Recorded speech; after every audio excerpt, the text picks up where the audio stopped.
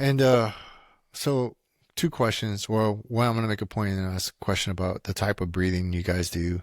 Because I've been kind of, I think that's the goal, right? Is to kind of have, be able to do these things without any external substances, right? At least that's my goal, right? Like to, it was the same thing with pharmaceuticals, the same thing. Like when I started, like, so I got off alcohol and then I was like, I need to figure this stuff out. So I went to pharmaceuticals, which was the only option I felt like I had at the time. And then I was like, I don't want to be on these anymore. So I used cannabis to wean off of the pharmaceuticals. And then I started to use that in the same way I used alcohol. I was like, I Yeah, don't want this anymore. I did the So same thing. yeah, so I was just kind of, and then psychedelics I used to kind of, psilocybin specifically. And I've used it a couple of times, but I go in with the intent, right? And to try to understand. And the last one I did, I wrote down and I use it as a form of meditation intuitively. I didn't have like a sit or anything, and I mean, we can go into that some other time. But I wrote down what I wanted to work on, and I was kind of constantly focused. Anytime I wanted to start to enjoy the show, so to speak, I was like bringing it back to what I wrote down. I mean, it was tough to Nice. read at some points, but that was a form of meditation, right? To like, I'm here for something. So what am I here for? I'm not gonna be here to enjoy the show, right? Because that you will get that from you take out what you put into it. Yeah, yeah. So that was one key thing that I learned. Was if you're gonna be there, like don't be a tourist. Like try to learn something from it. At least that's my approach to it. I think you can do it recreationally, but you're not gonna really learn anything. I don't think. I mean, you probably could, but at least from my perspective, I want to do it with reverence, protection. I go into it with like protecting myself with a prayer, all these things, right, to try to really work on something. I saw that to say, and then man, I'm losing my train of thought. But yeah, there's a lot of things to be factored into to that experience, and so yes, holotropic breathing is one of the next things I want to try because that's my goal is to be able to do these things because I know your brain creates DMT, right? When you sleep, when you dream. So there's a ways to access that, under the right settings and circumstances as well. Well, yeah. There is a tie into, and I talked about this when I was talking to you last time, the pre-interview, I guess, about like my family and my experience with that. And I don't know what else to call it other than like Native American practices. And then that split between, Christianity and the things that I used to see my mom deal with, like not deal with, but talk about and do around our home, around like herbs and stuff like that. And it was never for causing harm on anyone else. It was always for protection of the family. And it's pretty prevalent. There's always a good and a bad side to things, and it's trying to keep that balance, right? I say that to say, like, was there one, what type of breathing do you do, and then like, what are the experiences, and are there any protection practices you put in prior to going into those states?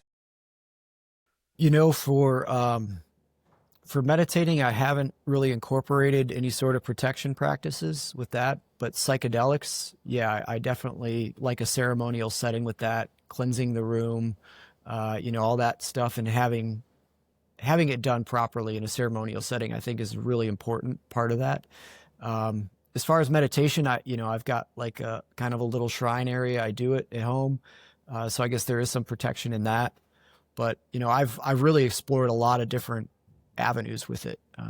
My first my gateway drug into meditation, mindfulness, and breath work was Wim Hof breathing. I did that too. Yeah, go Which ahead. is, pretty intense. But it, like you were saying, it can help release this natural production of DMT in your brain. So without having to smoke anything or take anything, you're releasing your body's natural version of that DMT.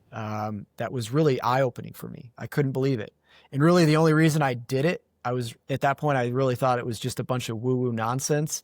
But it was because it was a Navy SEAL that was teaching it to me. And he said that he could hold his breath for 4 minutes after blowing all of his air out of his lungs. And I was like, I know you guys are SEALs and you can do crazy shit, but there's no way that's possible. And so that's what got me into meditation initially, was that, uh, that conversation.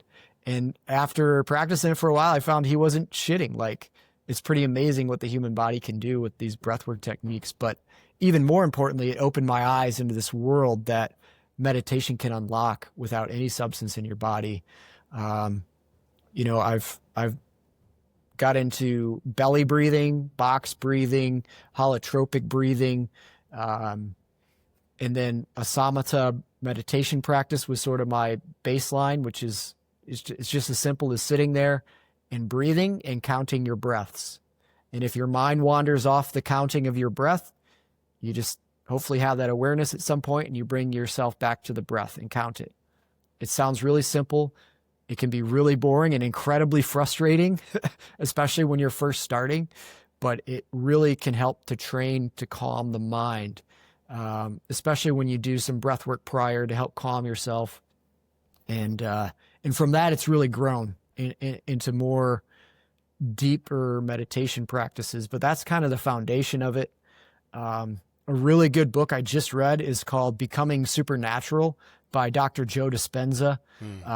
And it is absolutely fascinating. He has an in-depth knowledge on a combination of quantum physics, neuropsychology, and neuroscience, and this sort of meditation and mindfulness expertise. And he ties them all together so you can really understand the scientific backing for why these things are all happening when we meditate or do breath work. And he shows a really cool breath technique in that actually helps to circulate the flow of your cerebral spinal fluid by taking these long, slow inhales and slowly tightening from kind of the root of your body. You're like doing a Kegel up into your abs, into your chest, into your throat, and into your head. And it kind of squeezes that cerebral fluid, which typically only circulates about every 12 hours into our brain. That sort of cleanses the brain. But by doing that, you're not only circulating that fluid, it activates the pineal gland. It circulates, whatever you think about energy, it helps to circulate energies through the body that can be trapped in the lower three chakras up into the higher chakras of the body. So he kind of ties in these sort of Eastern philosophies and ancient wisdom with modern science and quantum physics. And it's absolutely a phenomenal book if somebody's curious about exploring this stuff. Yeah, definitely. I definitely need to read that because I've kind of been going down the same path. I went to Joe Dispenza, some YouTube videos, heard some lectures.